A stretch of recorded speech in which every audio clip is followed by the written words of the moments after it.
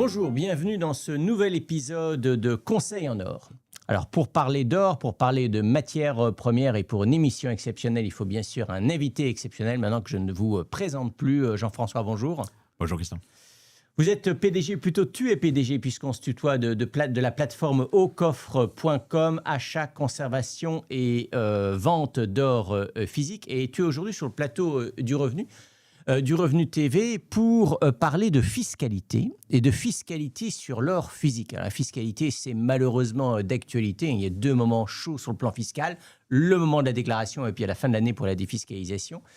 Donc, c'est un moment chaud et puis c'est un vrai sujet parce qu'on a beaucoup de questions sur la fiscalité de l'or physique. Alors, on va faire un tour complet du sujet et on va commencer par l'achat. Question toute simple, lorsqu'on achète des Napoléons, lorsqu'on achète des pièces, des lingots, est-ce qu'on paye la TVA ? Alors, déjà, pour faire simple, la TVA ne s'applique pas sur ces produits. Donc, de manière simple, ça, c'est déjà la bonne nouvelle. Pas sur le Napoléon, pas sur les lingots. Non, exactement, ça ne s'applique pas spécifiquement sur eux. Et je vais dire tout de suite, je livre le secret. Pourquoi ? C'est que tout simplement, ils rentrent dans le cadre d'une loi qui est européenne, qui stipule en fait ce qu'est l'or d'investissement. Et l'avantage de l'or d'investissement, c'est qu'il n'est pas soumis à la TVA. Et donc, les lingots, les Napoléons rentrent dans ce cas-là. Pourquoi ? Déjà parce que les Napoléons, ils ont été frappés après 1800. Voilà. Ils ont un certain titrage, donc qui est supérieur ou égal à 900 millièmes. Et les lingots, eux, ils ont un titrage qui est supérieur à 995 millièmes. Les petits lingots aussi, que certains appellent les lingotins, etc. Oui, c'est pareil. Les fameux mini-lingots, exactement, c'est pareil. Pas de TVA. Pas de TVA du moment que le titrage est respecté. C'est ça qui est très important. Et les bijoux ? Les bijoux, là, j'imagine qu'il y a la TVA, c'est différent. Alors, les bijoux qui sont... Alors, on va dire les bijoux classiques. Les bijoux en 18 carats, 750 millièmes, effectivement, sont soumis à la TVA parce qu'ils ne rentrent pas dans les critères de l'or d'investissement. Alors, des fois, on peut trouver des bijoux en or pur. Ça, c'est quelque chose qui existe. La problématique de ces bijoux, c'est que potentiellement, s'ils sont mal travaillés, ils peuvent être mous. Donc, ça peut être compliqué pour en faire des produits d'investissement quand on les achète. Parce que le sujet du bijou, c'est bon, il y a la TVA, mais c'est de la TVA qui se rajoute déjà sur la matière, mais qui se rajoute en plus sur la façon. Alors, bonne nouvelle quand même, déjà pour synthétiser, pas de TVA sur l'or d'investissement. Alors attention, on est toujours à l'achat. Donc à l'achat, on achète toujours sous sachet scellé pour notamment à la fin, et tu vas nous expliquer ça à la fin pour des raisons fiscales notamment, et puis de frais d'expertise, c'est ça ? Très brièvement ? Oui, très vite. Effectivement, ça, c'est deux points clés. C'est-à-dire qu'au moins, quand vous avez un acteur qui s'est engagé sur la qualité de ce qui était dans le sachet, à minima, déjà, lui, il peut vous le reprendre sur le même style de qualité. Et si vous avez un confrère qui vise ce genre de produit, il reconnaîtra la scellée du confrère comme étant un gage de qualité. Et évidemment, sur la fiscalité, mais on en parlera un tout petit peu après, il y a un petit sujet très très intéressant qui est un véritable effet de levier qui fait que sur le coup, la fiscalité sur l'or devient très attractive. Alors effectivement, donc là, puisque comme c'est dans un sachet scellé, donc on évite les frais d'expertise et puis ça assure la traçabilité. Et donc du coup, on va parler de la fiscalité à la revente. Donc là, 3 régimes fiscaux, si je me souviens bien. Il y a une fiscalité particulière pour l'or. Ensuite, il y a la taxe forfaitaire et option fiscalité sur les plus-values. Est-ce que tu peux nous expliquer ça ? On commence par les bijoux. Oui, alors moi, c'est vrai que dans mon prisme, pour moi, en fait, il n'y a qu'une fiscalité et un peu en mode poupée russe, mais tu as raison de le présenter sous cette manière, en fait, en 3 volets. Alors déjà, pour ceux qui ont des bijoux, il faut se dire que ces bijoux, à partir du moment... Bijoux et assimilés, en fait, parce que bijoux, ça peut être finalement relativement vaste. Ça peut être aussi des produits qui n'ont pas été des pièces, mais qui sont ouvragés. Et donc, dans quelle catégorie ça rentre, etc. Et ça peut rentrer dans la catégorie des bijoux, et on appelle ça des jetons. Ça, on en reparlera après.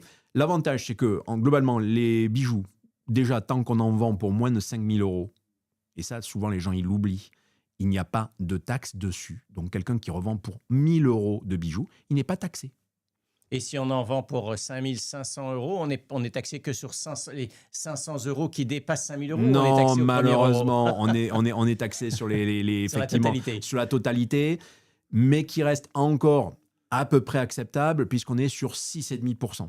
Alors, du coup, par exemple, si on vend 2 bijoux, il faut mieux les vendre séparément pour passer 2 fois en dessous des 5 000 €. Alors voilà, moi je suis pas là pour faire de l'abus de droit, mais la loi qui est claire sans lettre là-dessus, justement accepte cette notion de transaction Et moi, dans ma transcription de cette loi, je dirais que les transactions sont distinctes quand déjà on est sur des cours différents. Donc voilà, aujourd'hui on vend pour moins de 5 000, demain on vend pour moins de 5 000. Effectivement, c'est deux transactions distinctes. Par contre, il y a quelque chose qui a été vraiment cartographié là-dessus. Attention à ce qu'on appelle le fameux collier de perles. C'est-à-dire que ces transactions doivent être distinctes à partir du moment où l'objet qui est vendu n'est pas démembré. Et quand je dis démembré ou désarticulé, ben, typiquement, vous avez un Le collier. bracelet ou un collier de Napoléon, Ouais, c'est ça? on va pas le couper en deux. Mm. Parce que si on le coupe en deux, déjà, ça veut dire que ce n'est plus considéré comme un bijou. En fait, ça devient peut-être un déchet ou un débris. Donc, ce n'est plus le même régime fiscal. Donc, non, il faut considérer que vous avez un bijou plein et entier. Est-ce qu'il fait moins de 5 000 euros? Oui, là, ça rentre dans ce cadre-là. Alors, ça, c'est donc la taxation sur les bijoux. Et ensuite, tu as la taxe forfaitaire. Donc, ça, si je vends des lingots, si je vends des Napoléons, comment fonctionne cette taxe forfaitaire? Alors, déjà, c'est une taxe qui, elle, sur le coup, va fonctionner dès le premier euro. Donc voilà, imaginons dans un monde idéal, les Napoléons valent 10 euros. On est fiscalisé sur ces fameux 10 euros. Pareil pour les lingots. L'aspect forfaitaire est effectivement un peu moins agréable puisque là, on passe de suite à 11,5. Donc, le taux est plus élevé. Le taux est plus élevé. Mais il y a potentiellement de la magie qui opère. Et là, je reboucle sur tout à l'heure les fameux sachets scellés. C'est que si on a la possibilité de prouver la date et la valeur d'achat, et que sur le coup, ce combo date et valeur d'achat est à ton avantage. C'est-à-dire que tu as pu quantifier que les plus-values que tu faisais dessus étaient relativement modestes, et donc si tu imposais dessus, ça devient intéressant. Eh bien, à partir du moment où tu peux prouver cette date et cette valeur d'achat, tu peux considérer les plus-values que tu opères, et ces plus-values, c'est là-dessus que tu vas être taxé, et non pas de manière forfaitaire. Et c'est là où ça devient très, très intéressant. C'est que là où que tu aies acheté quelque chose 100 et que tu aies 1000% de plus-value, etc., c'est un sujet, ou que tu n'aies pas de plus-value, c'était 11,5.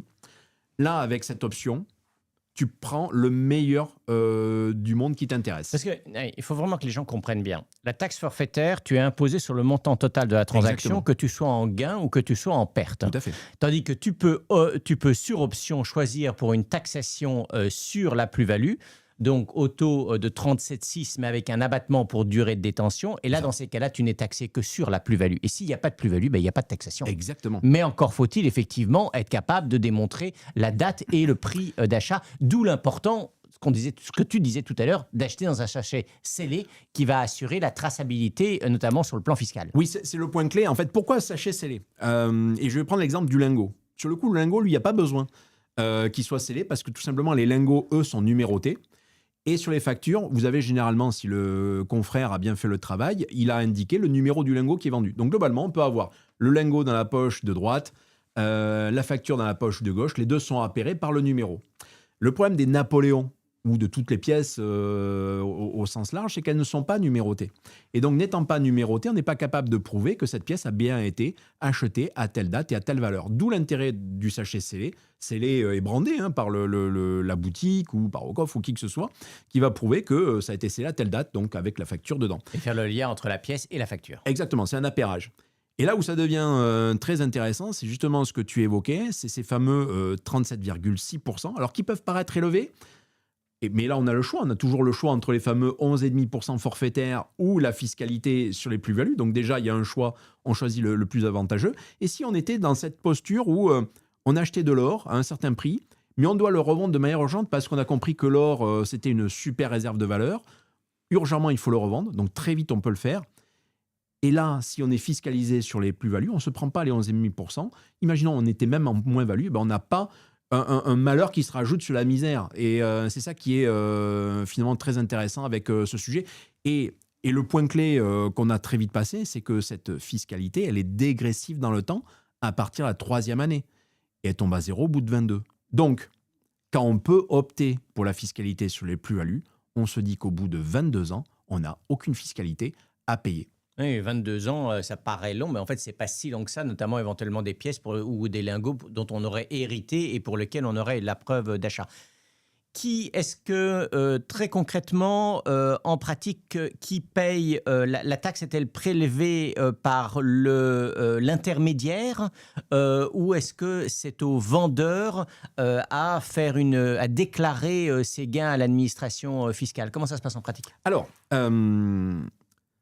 par défaut d'intermédiaire, c'est de toute manière au vendeur de produire sa déclaration. Mais finalement, ce cas se produit quasiment jamais, sauf peut-être à passer par eBay ou aller chez un intermédiaire qui n'est pas français. Imaginons, on vend ses pièces en Belgique ou dans un autre pays, etc. Là, c'est au particulier qui est vendeur qui doit faire sa déclaration. Et il se ferait redresser s'il ne la faisait pas. Par contre, si un intermédiaire français qui paye lui-même sa TVA, etc., se retrouve au milieu de l'opération, donc typiquement, on rentre dans une boutique de rachat d'or, chez Aucoffre ou qui que ce soit, là, c'est clairement l'intermédiaire de collecter la taxe. Donc, il est normal qu'on ait un particulier, on vend pour 100 euros d'or, eh bien, il y aura 100 moins 11,5% si c'est la taxe forfaitaire. Et le vendeur, enfin l'intermédiaire, remettra cette taxe collectée à l'administration fiscale. Par exemple, dans notre cas, c'est quand on fait, nous, notre déclaration de TVA, nous, en tant qu'entreprise, on intègre dedans les taxes que l'on collecte auprès de nos clients. Donc c'est l'intermédiaire qui, au vu de la facture qui lui est remise, qui dit si oui ou non l'option peut être exercée pour la taxe sur la plus-value. Oui, tout à fait. Alors, justement, c'est là qu'on distingue s'il y a des scellés ou s'il n'y en a pas. Alors, nous, par exemple, dans le cas d'Aucoffre, il n'y a pas de sujet de scellé, puisque nous, c'est un système digitalisé, donc on sait à quelle date et comment. Mais c'est effectivement cet arbitrage qui est fait à ce moment-là. Et il faut d'ailleurs que le particulier vendeur signe un document indiquant qu'il a fait ce choix entre les deux. On ne peut pas le faire à sa place, donc c'est lui qui doit le faire. Jean-François, l'heure file, la question qui tue. L'administration fiscale, le fisc français, est-elle informée si demain je vends de l'or? Alors, à l'instant où on se parle, non. De manière concrète, aucun professionnel aujourd'hui n'est tenu d'envoyer sa base de données de transactions à l'administration fiscale. Ça, aujourd'hui, ça n'existe pas. Ce qui n'est pas le cas, par exemple, sur les cryptos. Depuis le 1er janvier, les acteurs crypto français sont tenus de collecter les numéros d'identifiants fiscaux des particuliers, de noter toutes les transactions qu'ils devront remettre à l'administration fiscale à la fin de l'année. Ce n'est pas aujourd'hui le cas sur l'or, mais cela pourrait peut-être évoluer.